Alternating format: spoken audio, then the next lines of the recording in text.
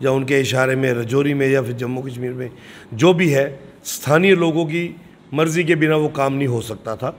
उनका टारगेट था। हमारा मंडल अध्यक्ष वो बहुत ही जुझारू मंडल अध्यक्ष है जसबीर, क्योंकि मैं राजौरी का प्रभारी हूँ। वहाँ की बैठकों में मैं उसकी कार्यप्रणाली कार्यपद्धति को देखता हूँ। एक राष्ट्र के प्रति, अपने इलाके के प्रति उसके अंदर जो, क्योंकि वो एक्स सर्विसमैन है, जो रुझान दिखता था वो लगता था कि ये लड़का जोशीला है। तो ऐसे काफरों को ऐसे जोशीले लोग चुपते हैं, यकीनन ये बख्शे नहीं जाएंगे। अफसोस ये लगता है कि टारगेट उसको करने आए थे लेकिन वो मासूम चला गया। कल वो स्थिति बहुत नाजुक थी। मुझे लगता नहीं था कि कोई इंसान। देख रहे हैं न्यूज़ सर इंडिया और मैं हूं अरफाज अहमद डैंग। आज की खास मुलाकात में हमारे साथ मौजूद हैं बीजेपी सीनियर नेता व पूर्व एमएलसी विक्रम सिंह रंधावा जी। सर स्वागत है आपका न्यूज़ सर इंडिया में। जी शुक्रिया भाई साहब। रंधावा सर, आज का जो प्रेस कॉन्फ्रेंस था क्या कारण था इसका? देखिए, भारतीय जनता पार्टी पिछले तकरीबन 1.5 महीने से प्रधानमंत्री गरीब कल्याण अन्न योजना को लेकर देश भर में कार्यकर्ताओं के माध्यम से इस योजना को निचले स्तर पर पहुंचाने का प्रयास कर रही है। हालांकि एडमिनिस्ट्रेटिव लेवल पे ये कार्य मई 2021 से शुरू हुआ है और आपको मालूम है कि मई में कोविड का दौर जो है बड़ा फास्ट चल रहा था और उस वक्त अनुमान भी नहीं था, ना ही WHO क्लेम कर रहा था कि 2-3 महीने तक इससे हमें निजात मिल सकती है। लेकिन परिस्थितियां बदली, आज काफ़ी हद तक बदल चुका है। और वो जो एक मई जून के दौरान प्रेशर था लॉकडाउन से, लोगों की रोजी रोटी ख़त्म हो रही थी, लोग घरों में बंद थे और मुझे लगता था कि खासकर गरीब आदमी की 2 वक्त की रोटी का बंदोबस्त करना मुश्किल हो रहा था। उस वक्त प्रधानमंत्री जी ने घोषणा की थी कि हम इसको नवंबर तक, दिवाली तक जो है हर परिवार के हर सदस्य को 5 किलो फ्री राशन देने की घोषणा कर रहे हैं। कठिन से कठिन परिस्थितियों में भी ये घोषणा जारी रहेगी और ये राशन मिलता रहेगा। मई से ऑनवर्ड्स हमने जो डाटा भी हमारे जम्मू हेडक्वार्टर से लिया है, डायरेक्टर CAPD से और कश्मीर से भी मिला है, बाकायदा लोगों से भी हमने डिपो पे जाके जानकारी ली है। उन्होंने माना है कि हमें राशन मिल रहा है। लेकिन हमारा कार्यकर्ता इस योजना के साथ जुड़े और आम जनमानस को महसूस हो कि ये जो सामग्री दे रहा है ये कौन दे रहे हैं, आदरणीय प्रधानमंत्री जी दे रहे हैं। क्योंकि हमने ग्रामीण क्षेत्र में गए तो वहाँ कुछ महिलाओं से पूछा तो उनको ये लगने लगा कि ये डिपो वाला दे रहा है। तो वो डिपो वाले पे डिपेंड हो गए थे कि हमें डिपो वाला अच्छा व्यक्ति है, ये डिपो वाला राशन दे रहा है। तो हमने उनसे यही कहा माता जी कि डिपो वाला एक साधन है, सरकारी में है, वो इसलिए दे रहा है, दे रही है केंद्र की सरकार और केंद्र की सरकार का नेतृत्व कर रहे हैं आदरणीय प्रधानमंत्री जी। तो प्रधानमंत्री जी आपकी चिंता करते हैं, उनको ऐसा महसूस भी हुआ और उन्होंने खुद भी गौरवान्वित हुए कि आज देश के अंदर एक ऐसा प्रधानमंत्री है जो हर गरीब की चिंता करता है। कहने को तो हम कहते हैं कि 135 करोड़ की आबादी है, लेकिन 135 करोड़ में जो अफेक्टेड लोग हैं, जो हमारी 2 कैटेगरीज में आते हैं AAY और PHS में, वो तकरीबन 80 करोड़ के करीब आते हैं। तो ये 80 करोड़ का जो लक्ष्य है उसको हासिल कर रहे हैं। अब हमारे कार्यकर्ताओं ने, आपने देखा होगा कि शहर में अलग अलग जगह होर्डिंग्स लगे हैं। हम राशन डिपोज पे भी जा रहे हैं, राशन डिपो वाले भी हमें सहयोग कर रहे हैं, डिपार्टमेंट भी सहयोग कर रहा है। हमारे हाथों से भी, हमारे कार्यकर्ताओं के हाथों से भी हम गरीब परिवारों तक वो राशन दे रहे हैं और उनको यकीन भी हो रहा है कि ये प्रधानमंत्री जी दे रहे हैं। लेकिन एक कमी हमने देखी थी कि ये जो क्रीम है, ये जो चंक है, जो राशन लेने जाते हैं, ये बहुत गरीब होते हैं। इनके कईयों के घर भी नहीं होते हैं और छोटे छोटे कुल्ले होते हैं। ना इनके पास बहुत भारी बैग होता है, ना कोई ट्रंक होते हैं, ना पेटियां होती हैं, ना कोई साधन होता है जिस पे ये राशन लेने जाए। तो हमने देखा है अक्सर कि वो कोई पुराना बैग, पुराना कोई सीमेंट का तोड़ू, कोई और बोरी लेकर जाते हैं। यहाँ तक कि मैंने 1-2 डिपोज में देखा, पुरानी महिलाएं जो हमारे बुजुर्ग हैं वो अपनी शाल या दुपट्टे में ही वो राशन ले लेते थे। तो फिर पार्टी की तरफ से आदेश हुआ कि हमारा हर जनप्रतिनिधि जितने भी हैं, पंचायत से लेके पार्लियामेंट तक, इस तरीके के एक जिसको हम कहते हैं झोला, ये झोला है, ये थैला है, ये बैग है, जिसको मर्जी जिस भाषा में समझ आता है वो समझ ले। ये हमारा हर जनप्रतिनिधि बनाएगा और अपने क्षेत्र के हिसाब से वो वितरण करेगा। एक पंच है तो उसके इलाके में 100-125 परिवार होगा, एक सरपंच है तो उसकी पंचायत में 500 परिवार होगा। अब विधायक है तो उसकी तो गिनती बड़ी होगी, तो वो ज़्यादा बैग बनवाएगा। तो ये हमारे प्रदेश अध्यक्ष जी रविंद्र रैना जी, जो ऑनरेबल विधायक हैं नौशहरा से, उनके विधायक के नाते बैग बन के आए हैं। ये उनके विधानसभा क्षेत्र में जाएंगे, ज़रूरतमंद परिवारों तक पहुंचाए जाएंगे। तो आज उसका हमने विधिवत लॉन्चिंग की है और आज के बाद आप देखेंगे कि ऐसे बैग्स बन के आएंगे, जिला के बाद मंडल के बाद नीचे पहुँचेंगे और हर परिवार को सुविधा उपलब्ध करवाएंगे। इस बैग के दो फ़ायदे हो जाएंगे। एक तो जो गरीब लोग हैं उनको, जिनके पास तोड़ा या झोला या बैग नहीं है, उनको ये बैग मुहैया हो जाएगा और बीजेपी की जो एडवर्टाइजमेंट भी हो जाएगी, हर घर में पहुंच जाएगी। जी जी जी,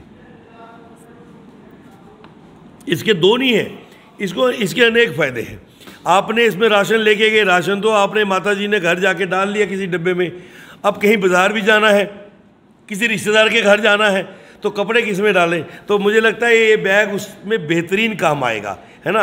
हमारी बहू बेटियां होती हैं, मायके जाना होता है, तो कपड़े किस में डालूं? गरीब परिवार है तो इसमें वो ये भी लेके जाएंगे, एडवर्टाइजमेंट भी हो जाएगी बीजेपी। देखो हमने कहा ना, हमने हर परिवार तक पहुंचना है। राजनीति क्षेत्र में काम कर रहे हैं ना, कोई प्राइवेट लिमिटेड कंपनी तो है नहीं। और जितना माइन्यूटली भारतीय जनता पार्टी का ज़मीनी स्तर पर काम होता है, अफजल जी आपसे तो छुपा है नहीं है, हम लोग फील्ड में होते हैं, तो मुझे लगता है कि हर परिवार तक, हर परिवार के चूल्हे तक और चूल्हे के माध्यम से उसके दिल तक पहुंचने का ये सही रास्ता है। जी, तो सर आपने राजौरी का भी दौरा किया है जहां पे ग्रेनेड अटैक हुआ था, क्या देखा आपने वहां पे, क्या पाया? कष्ट था बहुत, कल हर आंख नम थी। एक 3 वर्ष का बच्चा जिसने भी दुनिया देखी नहीं, और वो नामुराद काफिर पाकिस्तान के पाले हुए पठे, या उनके इशारे में राजौरी में या फिर जम्मू कश्मीर में जो भी है, स्थानीय लोगों की मर्ज़ी के बिना वो काम नहीं हो सकता था।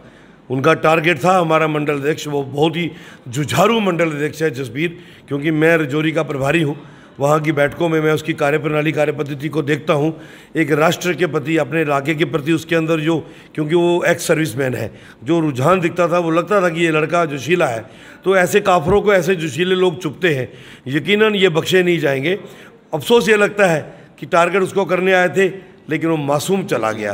कल वो स्थिति बहुत नाजुक थी। मुझे लगता नहीं था कि कोई इंसान ऐसा होगा, वो किसी भी जात समुदाय से होगा।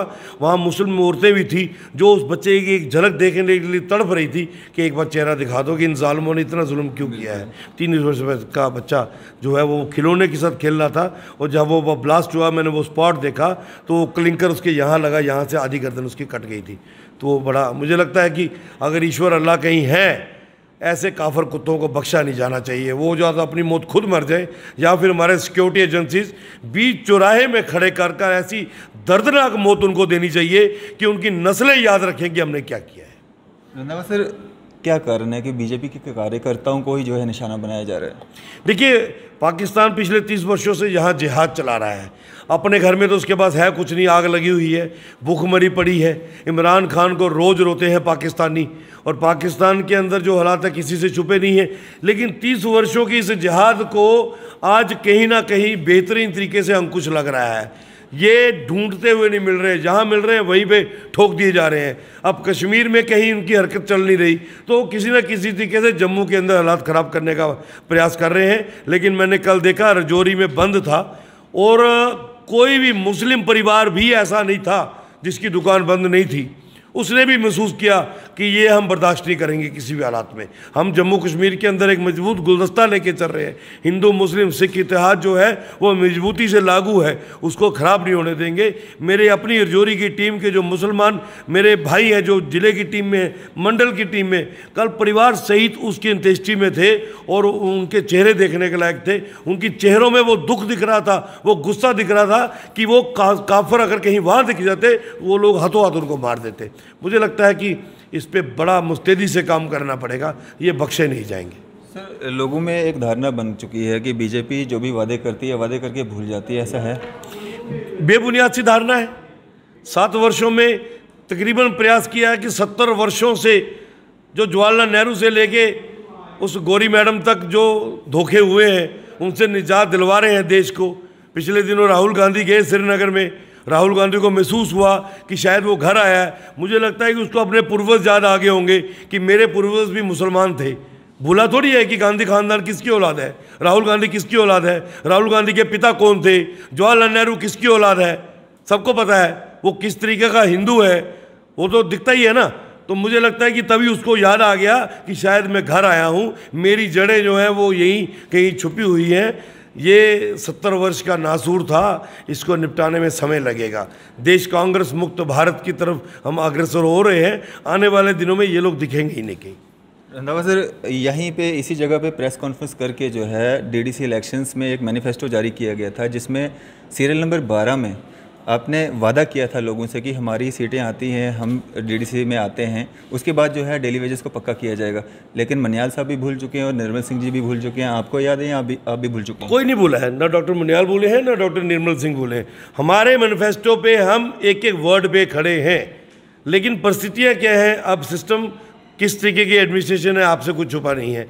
एलजी एडमिनिस्ट्रेशन है, डीडीसीज को भी आहिस्ता आहिस्ता एम्पावर कर रहे हैं। यकीनन ये जो 4th क्लास एम्प्लॉइज़ का नासूर हमें 2014 में मिला था, ये हमारा क्रिएट किया हुआ नहीं है, ये पिछली सरकारों की दहेज है जो हमें दहेज में मिली थी। तो उसको आहिस्ता आहिस्ता कर रहे हैं।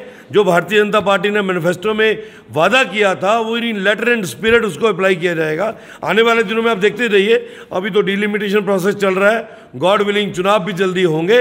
ये जो लोग जितने भी दरबदर हुए हैं, ये अगर किसी ठिकाने पे पहुंचेंगे तो सिर्फ और सिर्फ भारतीय जनता पार्टी की लीडरशिप की बदौलत पहुंचेंगे। इसके अलावा इनको पता है कि इनका कोई वाली वारिस नहीं है, सबको ये लोग आजमा चुके हैं।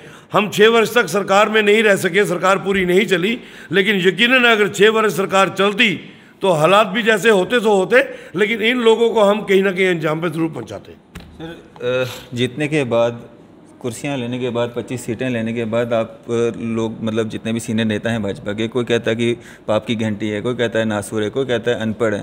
तो इलेक्शन के बाद, जीतने के बाद क्यों ये सब चीज़ें याद आती? इलेक्शन के दौर में क्यों नहीं आप सब ये खुल के बोलते हैं कि आप अनपढ़ हैं या आप पाप की घंटी हैं, पिछले लगाए हुए हैं, हम आपको लगा देंगे? ऐसा तब क्यों नहीं याद आता? ऐसी एलिगेशन लगाने वाले बेबुनियाद लोग हैं, मैं बता रहा हूँ आपको। जिन लोगों ने ये, आप पब्लिक की बात कर रहे हैं, जो एमएलएस के लिए हमारे कहते हैं, तो नहीं, मैंने ही इंट्रोड्यूस किए हैं। मैं मनियाल साहब की बात कर रहा हूँ। उन्होंने बोला कि ये अनपढ़ लोग लगाए गए हैं। निर्मल सिंह जी ने बोला कि हमारा कोई मैनिफेस्टो में हमने कोई वादा नहीं किया हुआ है। देखिए, खुद बता, 4th क्लास एम्प्लॉइज़ का एक बहुत बड़ा इशू है, बहुत बड़ा ये बैकलॉग है। हमारी सरकार ने ये वादा ज़रूर किया था कि हम अगर इंडिपेंडेंटली सरकार में आएंगे तो हम इनको जल्दी निपटाएंगे, लेकिन हम कोलिशन सरकार में थे। पीडीपी का अपना मंसूबा था, हमारा अपना मंसूबा था। हमने जम्मू को रिड्रेस करना था, उन्होंने कश्मीर को रिड्रेस करना था। लेकिन पीडीपी की कहीं ना कहीं मानसिकता वो उसी तरफ थी कि किसी तरीके से पत्थरबाजों को मोबिलाइज करते रहे, जो अंदर है उनको छुड़वाते रहे और अपना एजेंडा चलाते रहे। वो हमने ज़्यादा देर उनको चलने नहीं दिए, जिसकी वजह से हम सरकार से बाहर आ गए थे। लेकिन ये यकीनन है कि जितना भी 4th क्लास एम्प्लॉय लगा हुआ है, ये मिला हमें दहेज में ही है। लेकिन ये दहेज में मिला है इसलिए हम इनको समझाएंगे नहीं या कहीं ठिकाने पे लगाएंगे नहीं, ऐसा हमारा कोई भी आश्वासन नहीं है। हमारी लीडरशिप का कोई भी व्यक्ति ये मानने को तैयार नहीं है। हाँ, गलत तरीके से इन लोगों ने इनको कहा है, इनको गुमराह किया गया, इनको अंधेरे में रखा, धोखे में रखा, काम करवाए अपने घरों के। मैं आपको सैकड़ों उदाहरण दे सकता हूँ।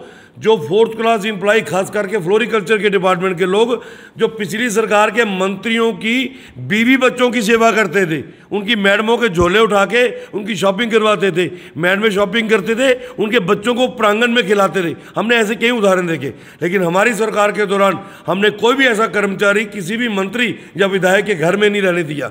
उससे जितना भी काम लिया, ग्राउंड पे काम लिया। इनके साथ हुआ गलत है, इसमें कोई दो राय नहीं, लेकिन इनके बिना गुजारा भी नहीं है। ये लोग आज भी काम कर रहे हैं, कम पेज पे काम कर रहे हैं। कईयों को 8-8 महीने से, साल से तनख्वाह नहीं मिली है, 5-5 साल से नहीं मिली है। तो ये कहीं ना कहीं इंसानियत की भी बात आती है। यकीनन भारतीय जनता पार्टी अपने बलबूते पे आने वाले दिनों में सरकार बनाएगी। हम इन लोगों को कहीं भी दरबदर नहीं होने देंगे। धन्यवाद सर। एसपीओज और होमगार्ड्स, उनके साथ भी कहीं ना कहीं एक नाइंसाफ़ी हो रही है और लगातार होमगार्ड्स भी प्रोटेस्ट कर रहे हैं और एसपीओज इतने, मतलब वो तो प्रोटेस्ट भी नहीं कर सकते हैं। और आपकी सरकार में बहुत सारे मंत्री रहे होंगे या अभी भी जो पीएसओज हैं, एसपीओ भी हैं उनके साथ में, तो इस्तेमाल तो सब लोग कर रहे हैं, सर्विसेज सब ले रहे हैं, लेकिन उनके बारे में सोच कोई नहीं रहा है, बात कोई नहीं कर रहा। देखिए, एसपीओज जब लगाए गए थे तो 3500 पे लगाए गए थे। हम सरकार में जब तक आए उनकी तनख्वाह 6000 पहुंची थी। हमारी सरकार ने उनकी तनख्वाह 18000 पहुंचाई है। ये केंद्र सरकार की देन थी। तो नहीं है सर, जो नया रिक्रूट कैटेगराइज होता है ना, एक्सपीरियंस होता है ना। एक व्यक्ति कल रिक्रूट हुआ है, उसको 18000 नहीं मिल सकती ना। 3 साल तक वो 6000 रुपया लेगा। हाँ, ये तरीका है। ये तरीका तो अडॉप्ट करना पड़ेगा। बच्चा फर्स्ट में दाखिला लेगा और बोलेगा मेरा बड़ा भाई 6वीं में पढ़ता है, मुझे भी 6ठी में डाल दो, वो संभव नहीं ना है। वो पढ़ के आगे आएगा ना। वैसे ही जब वो एक्सपीरियंस गेन करता रहेगा। लेकिन 6000 से 18000 अगर पहुंचाया तो आदरणीय प्रधानमंत्री नरेंद्र मोदी जी ने पहुंचाया, हमारी प्रदेश की यूनिट ने पहुंचाया। इसके बिना ये संभव नहीं था भाई साहब। तो आप यकीन मानिए, इन लोगों के साथ भी इंसाफ होगा। एक मजबूत सरकार जम्मू कश्मीर में को आने दो, आप देखेंगे तब्दीली आएंगी, ना सिर्फ विकास की बल्कि हर घर का दिया रोशन होगा। आपको लगता है एक पार्टी की सरकार बन सकती है जिनके 101% एक पार्टी की बनेगी, सिर्फ और सिर्फ भारतीय जनता पार्टी की बनेगी और अगले विधानसभा के चुनावों में ही बनेगी। इसका ज़्यादा इंतजार नहीं करना पड़ेगा अफजल भाई। और दोनों खित्तों से विधायक जीत के आएंगे। हम खाली जम्मू खित्ते की बात नहीं कर रहे हैं, कश्मीर खित्ते से भी सीटें जीती जाएंगी और अपने बलबूते में भारतीय जनता पार्टी सरकार बनाएगी। चलिए, शुक्रिया हमारे साथ बातचीत करने के लिए। थे हमारे साथ पूर्व MLC व भाजपा सीनियर नेता विक्रम सिंह रंधावा जी, जिन्होंने अपने व्यूज़ हमारे साथ साझा किए। मैं और फाजिमा डैंग कैमरामैन शाहनवाज के साथ।